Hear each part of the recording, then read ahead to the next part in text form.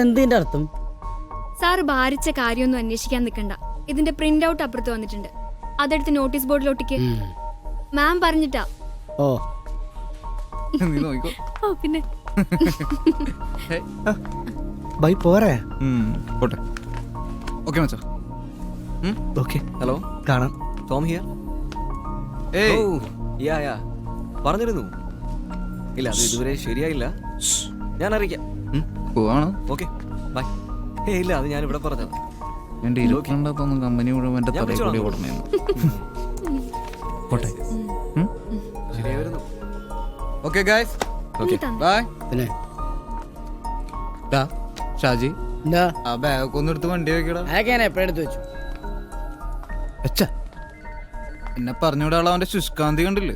അതങ്ങനെയാ. നല്ല നല്ല കാര്യങ്ങൾ ചെയ്യാൻ എനിക്ക് ഇത്തിരി ശുഷ്കാന്തി കൂടില്ല. കേട്ടിട്ടില്ലേ? When you are finished changing you are finished. ശരിയല്ലേ? സാറിന് ആ വണ്ടി ഒന്ന് എടുത്ത് പുറത്തിടാൻ പറ്റുമോ? ഹേയ്, ആൾ അത്ര വലിയ പ്രശ്നക്കാരനൊന്നുമല്ല. പിന്നെ പെണ്ണുങ്ങളെ കണ്ട ഇത്തിരി ഇളക്കം കൂടും. ക്രിയേറ്റീവ് ആളുകളൊക്കെ റൊമാൻറ്റിക് ആണെന്നുള്ള ന്യായം പറിച്ചിലും. പക്ഷേ ക്രിയേറ്റിവിറ്റിയിൽ ആ റൊമാൻസ് കാണുന്നുമില്ല.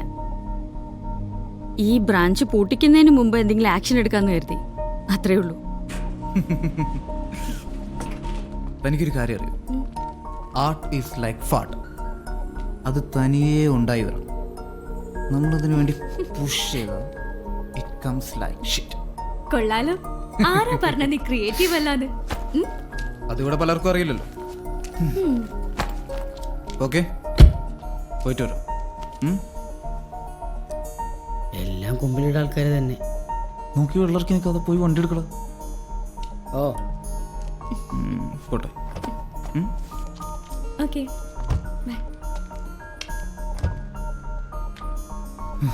നല്ല വളക്കൂറുള്ള മണ്ണായിരുന്നു. പോയില്ല പറ്റൂ. എന്നാ ഇനി? ഓ, ഇനി ഞാൻ എന്തിനാ? ബാംഗ്ലൂരിൽ നിന്ന് വരുന്നില്ലേ? ഞാൻ പോരെ. ആര്? സിദ്ധാർത്ഥോ? അത് വലിയ പുലിയാണെന്നാ കേട്ടെ. എന്റെ പിടുത്തത്തിലൊന്നും നിക്കില്ല. എന്ത് പുലിയാണെങ്കിലും അധികം കാലമൊന്നും ഞാൻ അവനോട് നിർത്തില്ല. അതിനുള്ള പണിയൊക്കെ ഞാൻ പണിയുന്നുണ്ട്. നോക്കിക്കോ.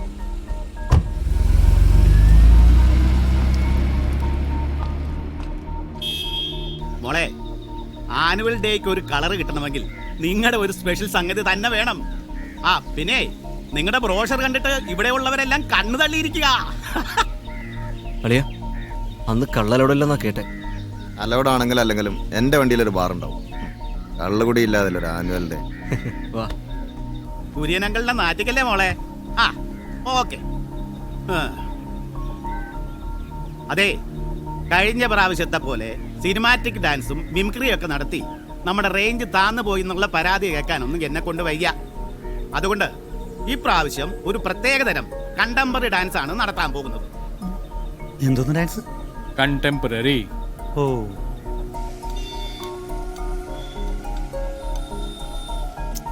ഈ ക്ലബിന്റെ ആനുവൽ ഡേ എന്നൊക്കെ പറയുമ്പോൾ അവർ പരസ്പരം ഷോഫ് കാണിക്കാൻ വേണ്ടി നടത്തുന്ന പരിപാടിയായിരിക്കും.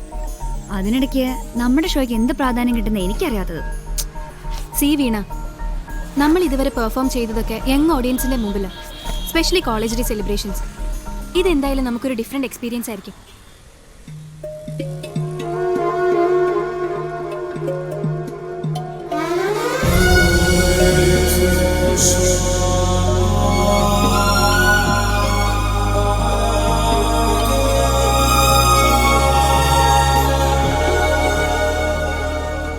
എന്തു പറ്റി?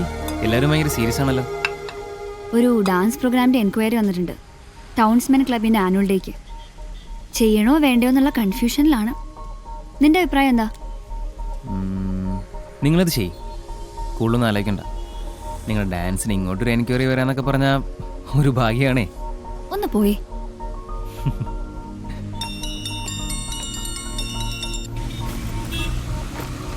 വീണ, ഞാനിവിടെ കൊച്ചിയിൽ എവിടെയോ എത്തി. എങ്ങോട്ടാ വരേണ്ടത്? ആ, സ്റ്റേഡിയം വഴി പോണോ അതോ പാലാരിവട്ടം വഴി പോണോ? സ്റ്റേഡിയം വഴി പാലാരിവട്ടത്തൂടെ പോകാൻ പറ്റുമോ? അല്ല ചേട്ടാ, ഞാനിവിടെ പുതിയതാ. ചേട്ടന് ഇഷ്ടമുള്ള വഴി വിട്ടു. പെട്ടെന്നൊന്ന് എത്തിച്ചു തന്നാ മതി.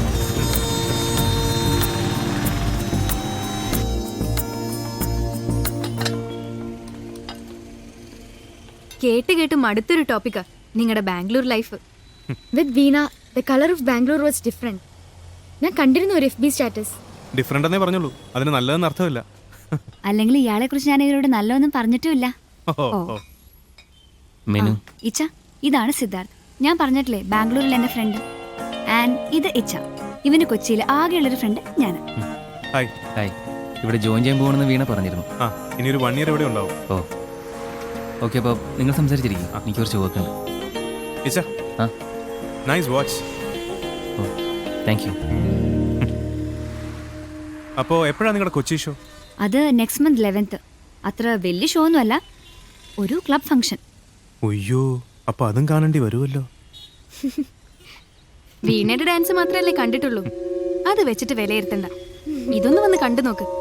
ബാംഗ്ലൂരിലെ പോലെ നല്ല പെർഫോമൻസിനൊന്നും എനിക്ക് ഇവിടെ കിട്ടിയിട്ടില്ല സിദ്ധു. അതുകൊണ്ട് വലിയ എക്സ്പെക്ടേഷൻ ഒന്നും വേണ്ട. ആയിക്കോട്ടെ.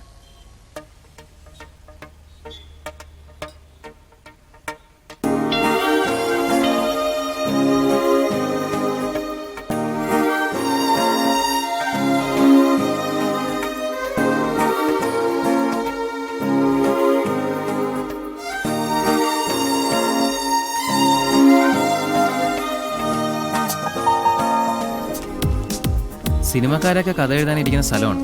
സിദ്ധാർത്ഥിനത് ഇഷ്ടപ്പെടുന്നതാണ് ഞാൻ വിചാരിച്ചത്. ബാൽക്കണി നിന്ന കടൽ കാണാൻ കായൽ കാണാന്നൊന്നും പറഞ്ഞിട്ട് കാര്യമില്ല. റൂമിനകത്തൊക്കെ ഒരു ഫീല് വേണ്ടേ? മടി പിടിച്ച് ചുരുണ്ടുകൂടി കിടക്കാനൊക്കെ ഒരു സുഖം. ഇതൊരു വെറൈറ്റി കേസാണ് ഇച്ച. കൊള്ളാം. എന്ത് കേസാണെങ്കിലും ഇന്ന് റൂം കണ്ടുപിടിച്ചോണം. എനിക്കിനി ലീവ് എടുക്കാനൊന്നും വയ്യ. ഇച്ചയ്ക്കറിയോ, ബാംഗ്ലൂര് ഒരു വൃത്തികെട്ട റൂമിലാണ് ഇദ്ദേഹം താമസിച്ചിരുന്നത്. ഈ ഫുട്പാത്ത് കച്ചവടക്കാരൊക്കെ താമസിച്ചിരുന്ന കോളനിയിൽ.